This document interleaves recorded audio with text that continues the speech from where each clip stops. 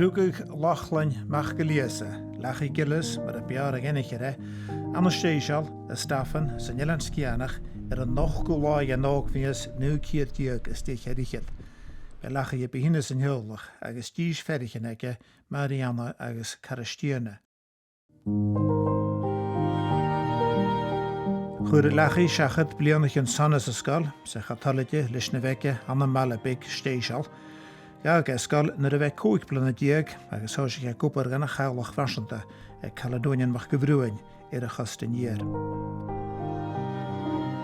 An na nu ciad diag lichad agus a hún chúchail ahar lechaí, agus ag ús bliana harichad chur a ré tíligachaí as an taich gehart ga bhathir agus a dhís ferichin. Chur lechaí seachad a bhórchud a bheithir opar a níoscich agus opar crachtarach. Fós lachi agus picinich cláid a scalpai an na nu ciad diag trí fichid a gá, agus nuair a chúchail pici an na návíle fichid a hún, bhádar a bhí pásta feiscir trí fichid bliana.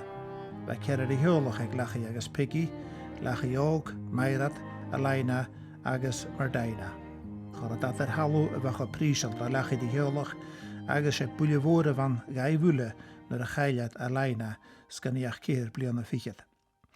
Chor lachi an heolach hasach a húlaní eile nar a gag an hiascach os an cét a stioi alaina ag an hei, at sa bheith cét a stioi alaina hóisiche a scríbe a chuinechan bhil láid an áige, chuinechan mo chreachtarach, gobar an hiascich agus a chuirsnach mo húrst, agus chúméir a scríbe sin fat imich bliana agus há na leabharich an prísal sin ag teolach lachi.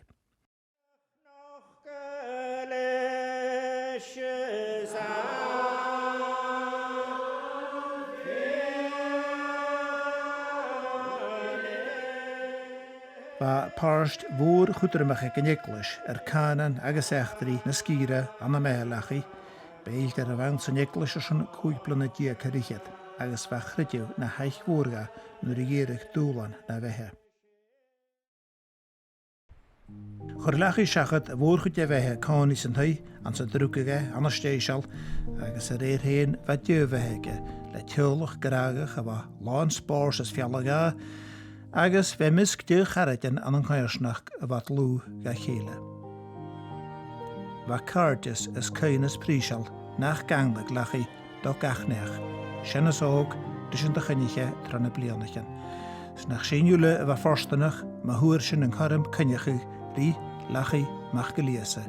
Sciahanach go chúl agus go dearaf 4 haar ghéal.